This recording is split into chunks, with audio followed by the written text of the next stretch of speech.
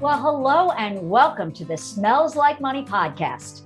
Join me, Suzan Taylor, the DooDoo Diva, as I interview guests who are making an impact on how we manage and operate systems for conveying and treating wastewater.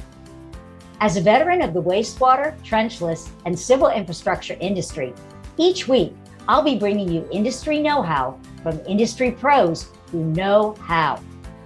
Join me each week as I speak with representatives of organizations that are utilizing disruptive or new technologies and methods, and executives who are excited to share how to be successful and sustainable in our vital industry. So whether you want to learn about the latest trends in technology, in treatment or trenchless, gain tips on training and retaining great talent, or simply how to be more efficient, productive, or profitable, this podcast is for you. Ready? Let's dive right in. This week's episode of the DooDoo Diva Smells Like Money podcast is sponsored by Welcome to the Future of Industrial Automation with Riot SCADA. Take command of your operations like never before. From oil and gas to energy grids, Riot SCADA adapts to your industry, providing a seamless and powerful solution. Monitor, analyze, and control your processes with ease. Their intuitive interface puts the power of information at your fingertips. With scalability to grow with your business, customization to meet your unique needs, and remote access for control anytime, anywhere, they empower your control and drive your success. The future of industrial automation is here. Transform the way you operate with Riot SCADA. Well, hello, everybody, and welcome to this week's episode of the DooDoo Divas Smells Like Money podcast. We are continuing our visit with Josh Ford from Be Intelligence to give a deeper dive and an interesting real-world example of how this new technology was used to help a small town in Indiana with their assessment and developing their plan of action for their capital improvement and rehab, and to spend their city dollars and their budget wisely. So thank you for staying on with me, Josh, and continuing to tell the story about this. And so just for those of you who did not tune into the episode before this, give us just a little bit of a rundown just to set the stage of PipeAId and what it does. And then we're going to go into telling the story of the city of Newburgh. Absolutely.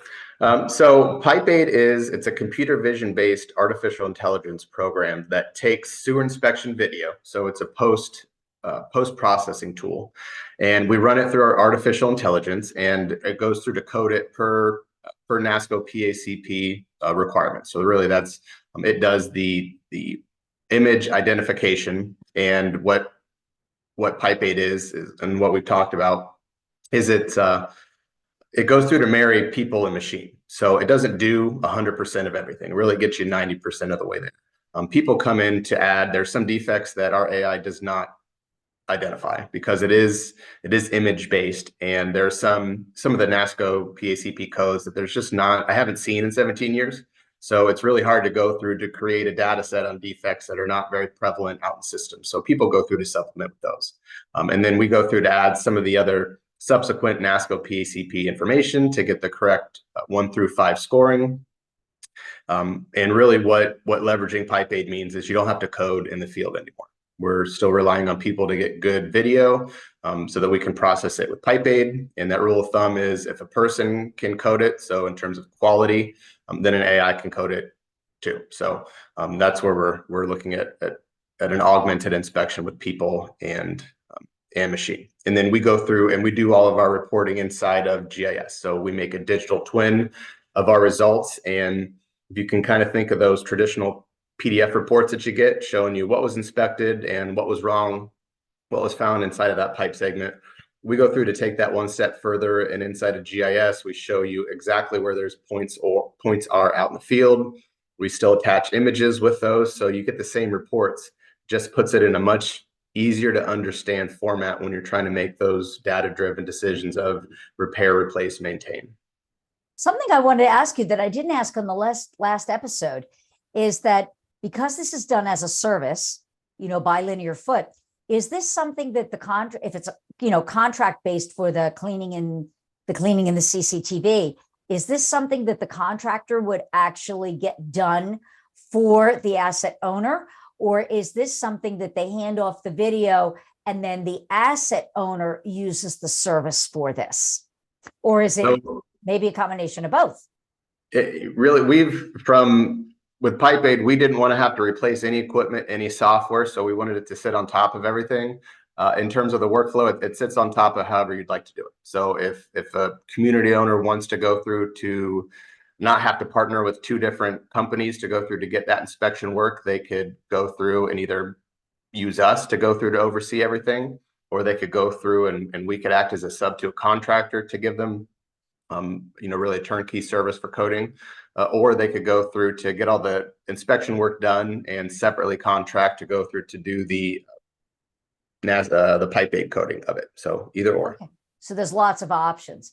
So let's talk about this project and what brought them to you. What made them want to try this out for what they were trying to accomplish for their city?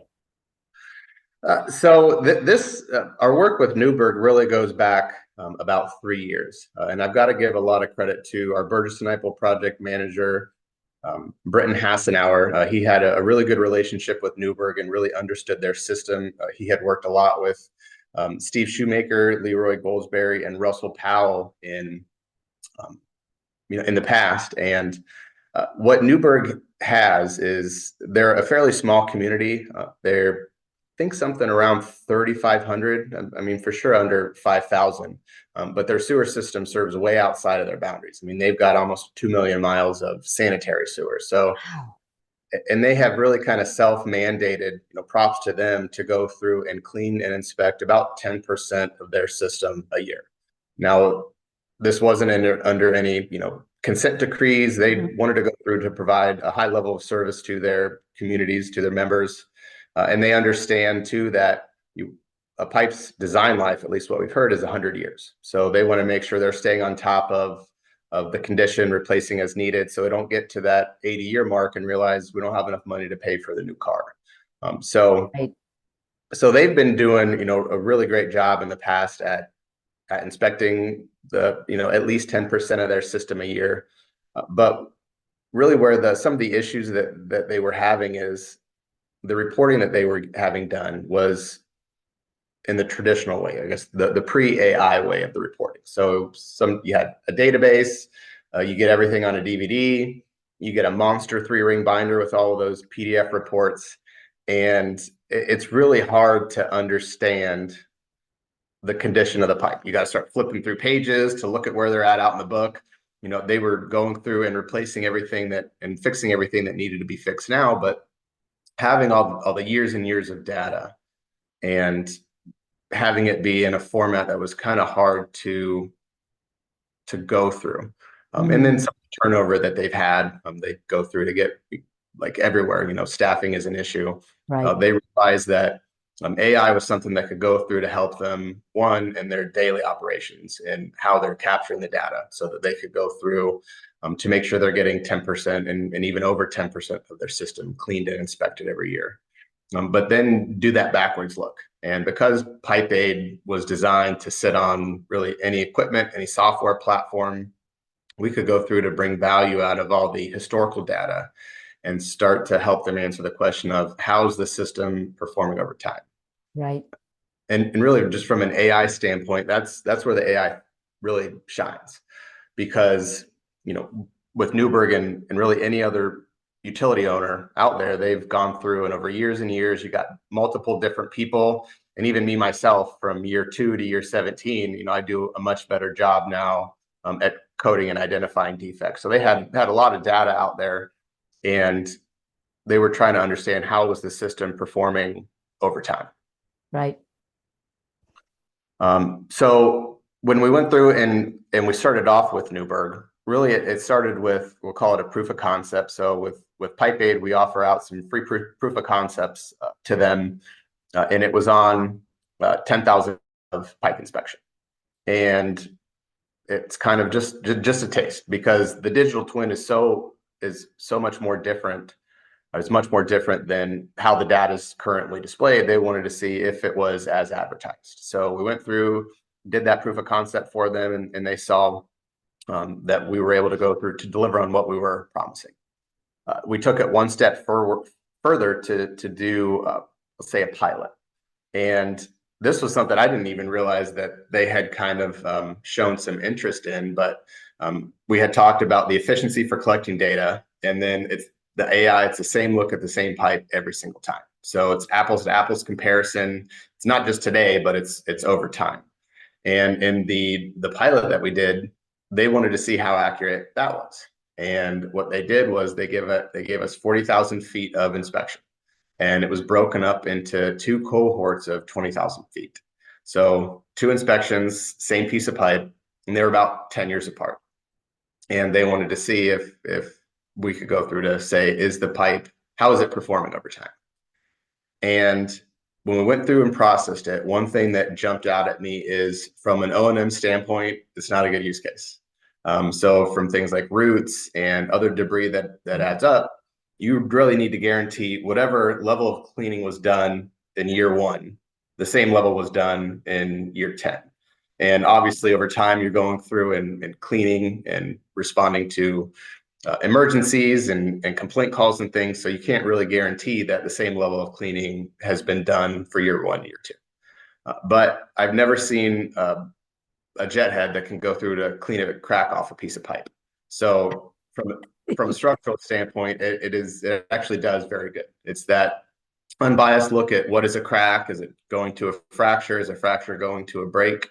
And we were able to go through and really very accurately show them how the system was performing over time. And one of the interesting things that I did find is we saw a piece of pipe that had a break in it.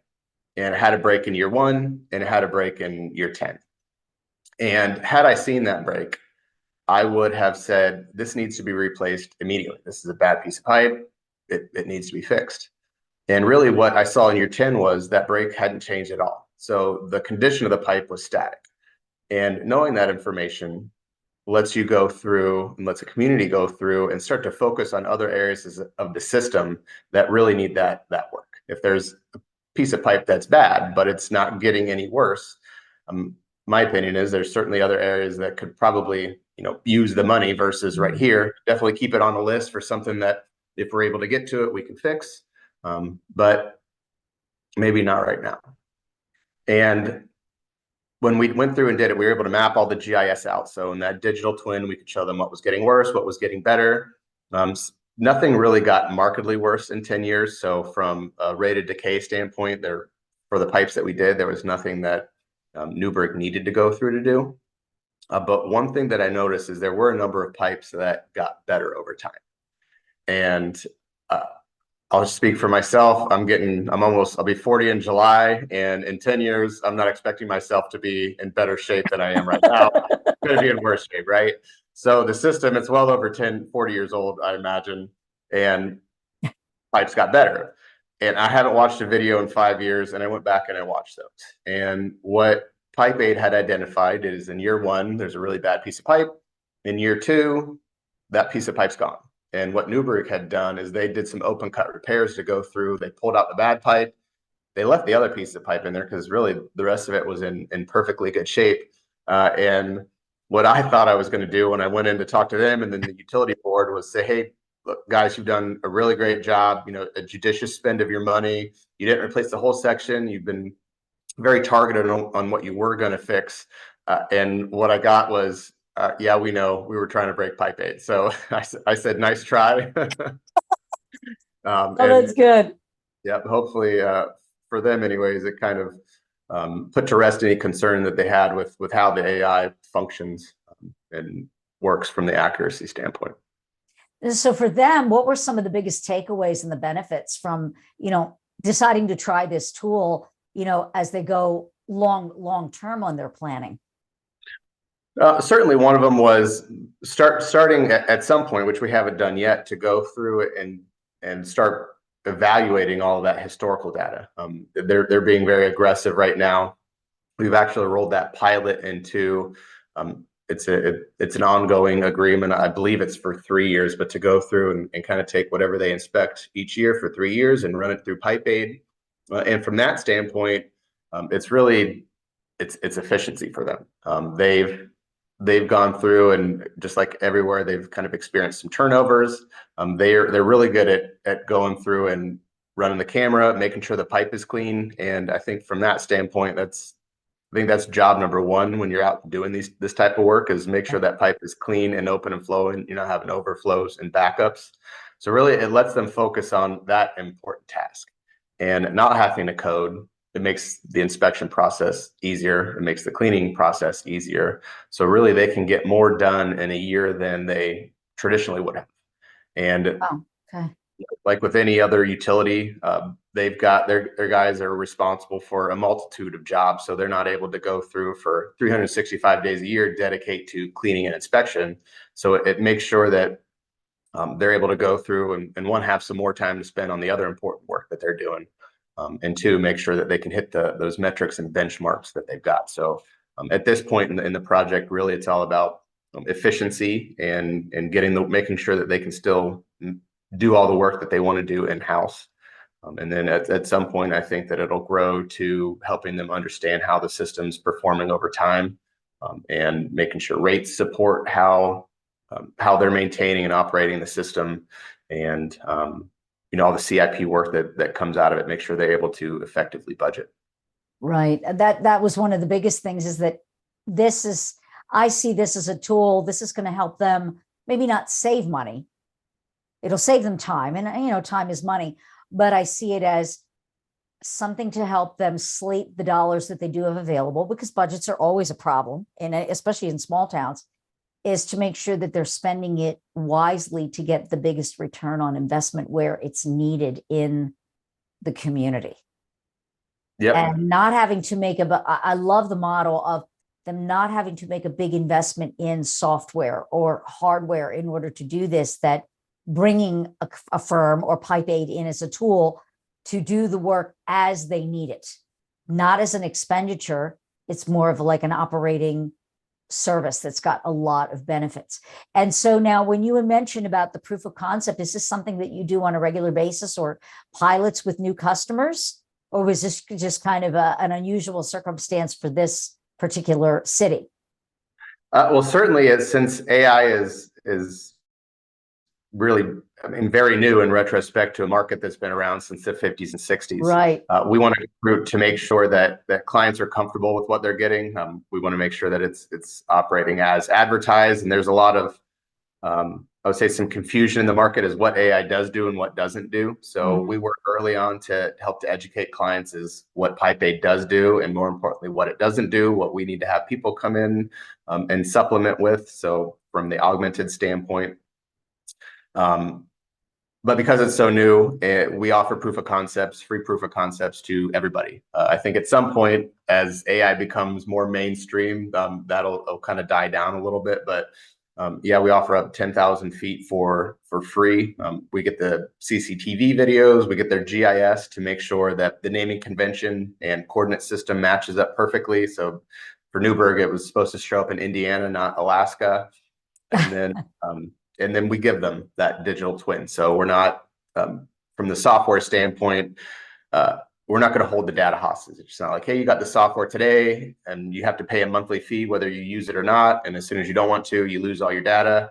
We wanted to go through to kind of buck that norm and say, here's all your data. You can use it however you want. And if you keep working with PipeAId, great. And if you decide that it's not for you, you still got the data that we generated for the proof of concept. That's great.